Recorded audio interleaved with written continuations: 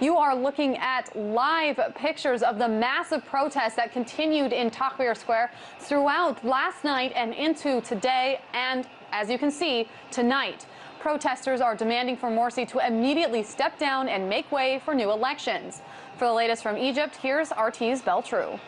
Amid growing tensions across the country on the third day of nationwide protests against the president, the Muslim Brotherhood, the Islamist group that the president hails from, released a statement saying they expect imminent attacks on Tahrir Square and Presidential Palace, which is witnessing anti-government demonstrations right now. They say this will be they don't know who's behind these imminent attacks. They talk about that it's set up to frame the Muslim Brotherhood and divide the nation. Some people are dismissing this statement as a means of them trying to get people to leave anti-government demonstrations in fear. However, the clock is ticking for the president. The 48-hour window the military have given him to meet the demands of the people is closing with hundreds of thousands of people coming back to the streets calling for his ouster. They say they've had enough. The president is unable to rule. They've seen no change in the last year, and they're staying put until he resigns. The president appears to be losing support from within his own administration. We've already had 5 ministers resign in the last few days, and today 2 presidential spokespersons and the spokesperson to the cabinet have also resigned.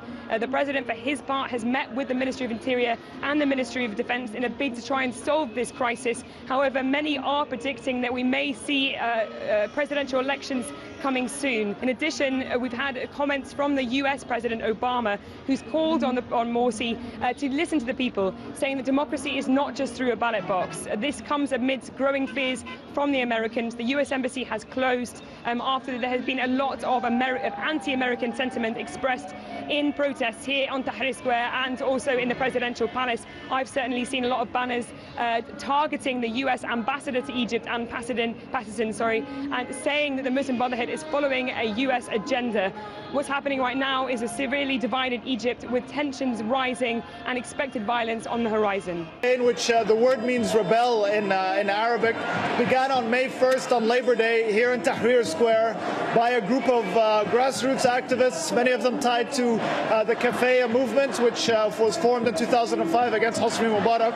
And they drafted a very simply worded petition on paper against Mohamed Morsi that used colloquial Arabic, not classical Arabic, and it called on people to sign their name, put their ID number in, and say they want Mohamed Morsi to step down and call for early elections. They began handing out this petition, and it very quickly gained traction. People would photocopy it and hand it out in schools and universities, even in government offices. And within the first month, the campaign said they gained 7 million signatures, and the latest number they gave just a couple of days ago was that they gained 22 million signatures calling for Morsi's ouster. This is an unverifiable number, but certainly the number of people that have signed is indeed very, very large, and this was manifested, like we saw yesterday, in this incredibly massive turnout. So the Tomorrow campaign is leading calls for an escalation tomorrow.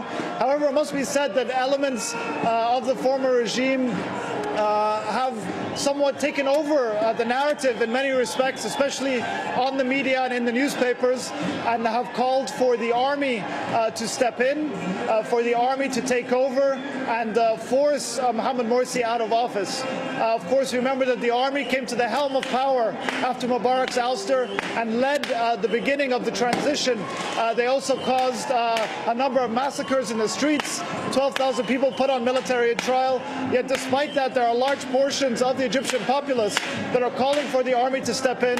We saw yesterday military helicopters flying low over the crowds. Whenever they did, the crowd would cheer. When protesters passed military buildings, they would cheer and salute the officers standing inside. So this is another development, and we're waiting to see what the response from the military will be. You can hear behind me, there's still thousands of protesters in Tahrir Square and also at the Presidential Palace. What happened yesterday was really one of the largest protests, some are calling it the largest in Egypt's history. A massive turnout that saw hundreds of thousands, if not millions of people take to the streets, fill Tahrir Square, fill the Presidential Palace, and not just in Cairo, but in Alexandria, in cities across the Delta, and in Upper Egypt as well. really a mass display of dissent that goes to show the revolutionary spirit in Egypt is still very much alive. And this came, of course, as you mentioned, on the first anniversary of the inauguration of President Mohamed Morsi. He was elected 1 year ago with a very thin majority, 51% majority, against a stalwart of the former regime, Ahmed Shafiq. And since then, there has been growing polarization amongst the political class, with the Muslim Brotherhood withdrawing more into itself and its Islamist supporters. They've even lost support amongst some Salafi groups as well. While on the street, and the lives of ordinary Egyptians have become much harder. Prices of food and medicine and other staple goods have gone up. Crime and insecurity and vigilante violence has increased. There's electricity blackouts now in the hot summer months that occur every day.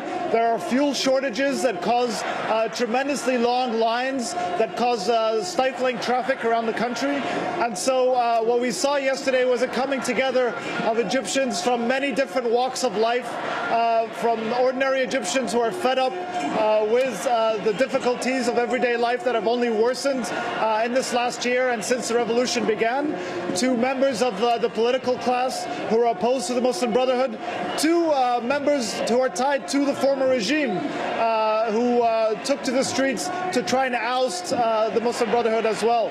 So it was really a very large display of dissent.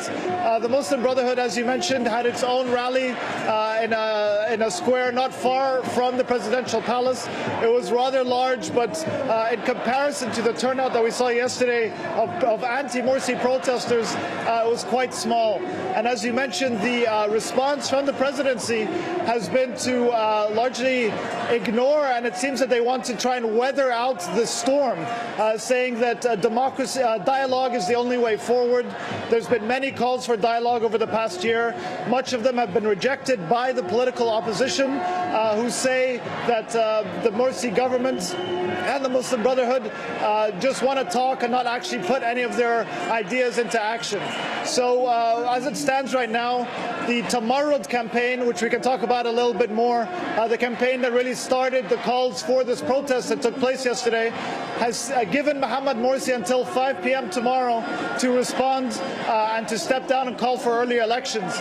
If he doesn't, they're saying they're going to call for an escalation, further protests, more civil disobedience, and possibly calling for a general strike. Cairo's Tahrir Square, where the crowds have been the largest since the 2011 revolution that ousted President Hosni Mubarak. Tens of thousands of people remain in Tahrir Square and outside the presidential palace, vowing to stay until Morsi steps down. I am part of this revolution because this regime is worse than its predecessor. At least we didn't have the problems we are seeing now, with no water, electricity, fuel. There's nothing. It gets worse every day. So he should leave and let us choose someone else. And this time we need to choose correctly. Protesters accuse Morsi of failing to address crucial economic and security problems in the year since he assumed power. Critics argue that the country's first Islamist president has put the agenda of the Muslim Brotherhood Party ahead of the country's wider interests. Anti-government demonstrators reportedly ransacked the Muslim Brotherhood headquarters in Cairo and set it ablaze. Egyptian security forces said 8 people have been killed in clashes around the headquarters since Sunday. Kenyan college student from Chevy Chase, Maryland. Officials said he died of his injuries after being stabbed in the chest during protests in the coastal city of Alexandria late on Friday. The ministry has confirmed were killed yesterday alone. 8 of them in front of the Muslim Brotherhood headquarters, where protesters had gone, began throwing rocks and Molotov cocktails at the Muslim Brotherhood headquarters. People inside began firing either with birdshot or with live ammunition as well, and killed 8 people. And there have been deaths across the country as violent clashes have ensued between protesters and the Muslim Brotherhood. The police was really nowhere to be seen in the streets yesterday. They had announced earlier that they would not protect or side with any political group, but notably they left protesters to attack the Muslim Brotherhood, and in fact some police were seen protesting alongside the anti-Morsi groups. As you mentioned also, these tensions have been increasing over these past few weeks, and people have died in these clashes, and the American student was stabbed in the chest on Friday in Alexandria during a protest. Unclear why the circumstances exactly surrounding his death. He was apparently stabbed while he was photographing or filming the protests. There's been rising anti-American sentiment from many sides of the political spectrum in Egypt.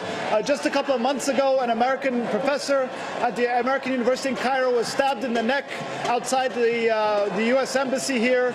So there's an increasing anti-American sentiment from the anti-Morsi protesters and from the Muslim Brotherhood as well. Anti-Morsi protesters see the U.S. as siding with the Brotherhood, and there have been a lot of angry sentiment against the U.S. Ambassador Ann Patterson for calling on the opposition not to engage in mass-scale protests, but to rather engage in dialogue. We saw photos of her yesterday in Tahrir and on the streets with her picture crossed out.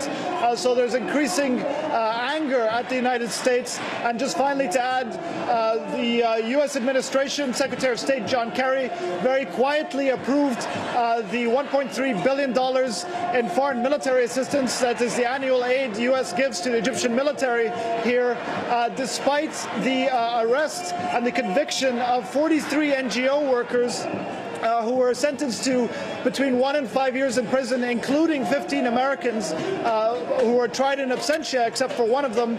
Secretary of State John Kerry waived those concerns in Congress and allowed this foreign military assistance to go forward.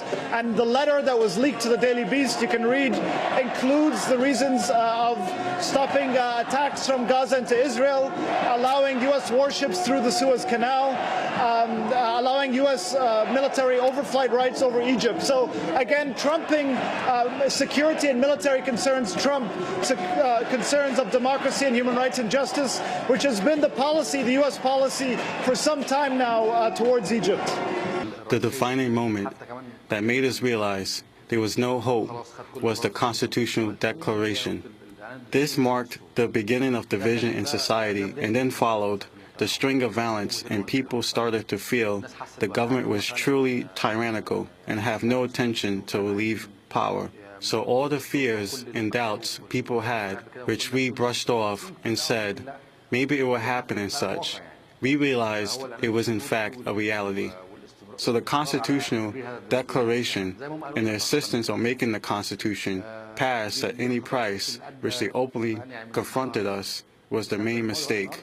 Since last December, up until today, there has been no stability at all, and even a path for resolving the division is no longer there. And legitimacy, well, there will be people opposing the new president, too, and a week or a month later, they will ask him to step down, said Morsi. If you can comment both on Mar of the April 6th youth movement and what President Morsi said, Sharif.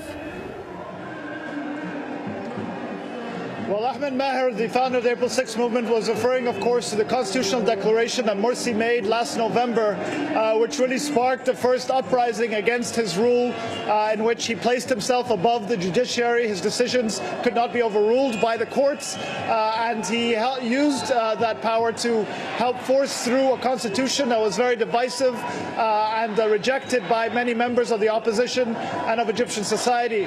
We also saw the first real major clashes between the Brotherhood and protesters, resulting in 10 people dead after Brotherhood members cleared a sit-in at the presidential palace. So that really marked the beginning of this mass opposition and increasing polarization in the country against Mohamed Morsi's rule. Morsi, of course, as you mentioned, spoke to The Guardian, saying he would not step down, that it sets a dangerous precedent. I think it's important to remember that what we're seeing in Egypt is an increasing alienation and dissatisfaction with this democratic process. Egyptians have gone to the polls more than 4 times over the last 2 years, and their lives have not been improved in any way. The political class is seen as removed more and more from the lives of ordinary Egyptians and talking about things that don't relate to them. And so we continually see this tug of war between conventional politics and revolutionary politics. And revolutionary politics is the street, and that's what we saw an explosion of yesterday. So we'll have to see how it goes forward. It looks like the Brotherhood is hoping, and Mohamed Morsi is hoping, to weather this storm out. The month of Ramadan, where Muslims fast during the day, is starting in a week, where many suspect that protests will die down as a result of that. Perhaps they're hoping to make it through until then. But if they do not respond to this mass dissatisfaction, this mass call for some kind of change, then I can only imagine that Egypt will become increasingly unstable and increasingly ungovernable. Sharif, there's just news in from the Guardian Live blog that a number of ministers have resigned from Morsi's government. The news agency MENA said 5 ministers have quit. The Egypt Independent says they include Hatem Bagato, Legal and Parliamentary Affairs Minister, and Atif Helmi, Minister of Communication. Broadcast journalist May Kamel said they resigned in solidarity with the protesters. Could you comment on the significance of this very quickly before we conclude? Right, I heard that news before, that some cabinet ministers may have resigned. This follows a pattern, really, of resignations from Morsi's government, including many of his advisors that resigned in the wake of the constitutional declaration in November, and goes to really point to an increasing isolation of the Muslim Brotherhood and the Freedom and Justice Party as a political group that is increasingly alone in ruling the country and not reaching out to any other political groups. Well, Mohamed al-Baradei and other leading members of what's called the National Salvation Front, a loose coalition umbrella group of opposition parties that was formed in November, have over these months since then, leading up to this, have been increasingly they don't really lead the street as much. They have called for different things. They seem to be somewhat disconnected as a political group from the grievances of ordinary Egyptians. They did not lead the call for these protests that was led from a grassroots campaign that we mentioned before, Tamarrud. They have fully supported and backed these protests, have called for a civil disobedience campaign. And both Mohamed al-Baradei and Hamdin Sabahi, a Nasrist leader who came third in the first round of the presidential elections last year, have supported the protests wholeheartedly. With regards to members of the former regime, we've seen many members of the former regime take advantage of this groundswell of opposition to the Muslim Brotherhood, take to the airwaves with very shrill and polarizing language, accusing the Brotherhood of all kinds of things that really, many of which are not true, calling very openly for the military to step in and take hold of this transition. So this is really a mishmash of people who have come together. It remains to be seen where it'll head. Many young revolutionaries who are at the core of the ouster of Hosni Mubarak and have been at the core of dissent since then were very upset at these calls for the military to step in, at calls for warmly embracing members of the police who were protesting alongside them, the same police and the same military who killed over 1,000 protesters since this revolution began.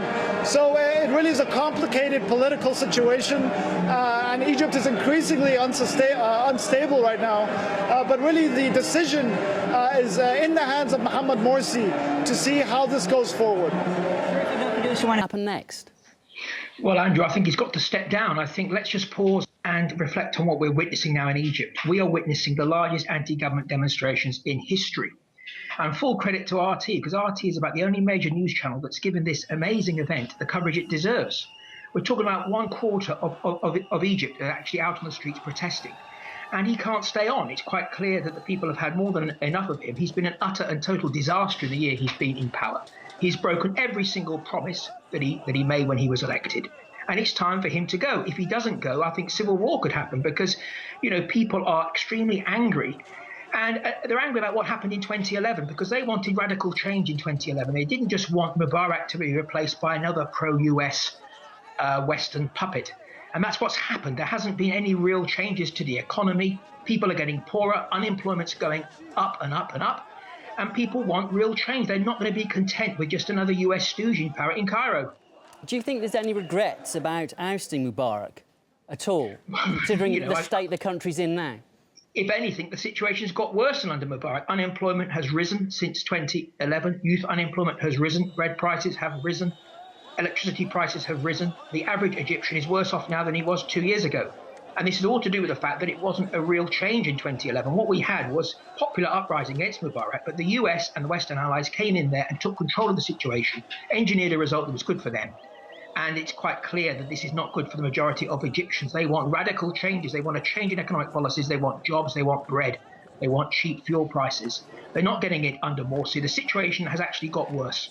So he has no choice but to step down. But if he did, who's the alternative candidate? Who's the new leader? Is there anyone viable waiting in the wings?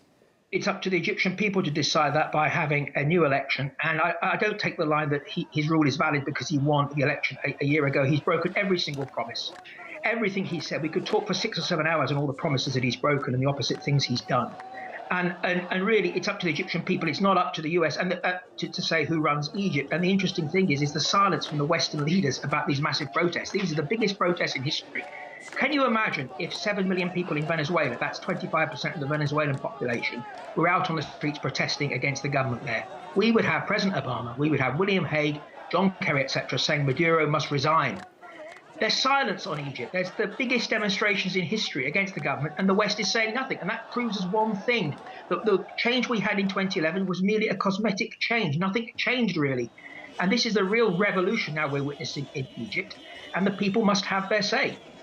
And Morsi says he will not step down. So what do you think he will do next to hold on to power? Well, I think he's emboldened by, like Erdogan in Turkey, and the fact that the US doesn't want him to leave power. The Muslim Brotherhood and the US are in this together. The Muslim Brotherhood is helping the US achieve strategic objectives in the Middle East. The last thing the US wants is a socialistic government, a sort of Nasserite government in Egypt that would renationalize, change economic policies, stand up for Egyptians' interests and for the interests of ordinary people. So he feels that the West are behind him, like Erdogan. But the numbers here are bigger than in Turkey.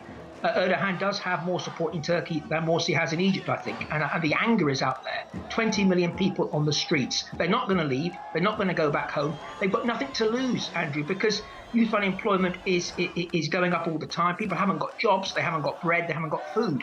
They've got nothing to lose here. And they're desperate. And I think Morsi has to accept that and to realise, the last year's been a disaster for Egypt. We need to have a proper radical changes in this country. No, I don't think it can get much worse. Morsi has just continued with the flawed policies of Mubarak, the Washington consensus policies of more privatisation, cutting benefits, etc. I mean, cutting subsidies on basic foodstuffs. The poor have got poorer. We need in Egypt a radically new economic model. The model that Egypt followed from 1952 to 1970 under Nasser was hugely successful for the majority of Egyptians. That was the fastest rise in living standards for ordinary people. Nasser was a great leader for Egypt in terms of ordinary Egyptians, and they are the kind of policies that Egypt needs to follow now and to break fully 100% with the flawed policies of the Mubarak era. Okay. It seems very much that the army is essentially trying to determine the future, and that could well be a return to the past, because what is very striking is that there isn't an obvious alternative to Morsi. There isn't a clear figurehead for the opposition. So even if Morsi was to resign, there's nobody automatic to take his place, not least because the Constitutional Court had invalidated the elections to the Parliament. So that we have in Egypt a very, very difficult situation. There's only one person with any kind of democratic legitimacy, that's the president, and his own legitimacy is now under attack from huge crowds in the streets and from the army and the police who've refused to defend himself and his party. But whoever comes to power, or if Morsi stays in power, it's difficult to see that the basic problems of great poverty, dwindling resources coming into the country, terrible problems about paying for the import of vital resources, including food, that those can easily be resolved whoever is in power. So what we're seeing now is a divided Egypt between those who are supporting the president, maintaining that he is legitimate, they will come to the streets and back him, even though the military has released this controversial ultimatum. Meanwhile, the opposition figures are saying that they won't stop until Morsi is ousted. The grassroots campaign who initially called for these protests to marod or rebel, they've said they will have ages of disobedience if he stays in office. So really we're seeing a continued deadlock with the military getting involved as well.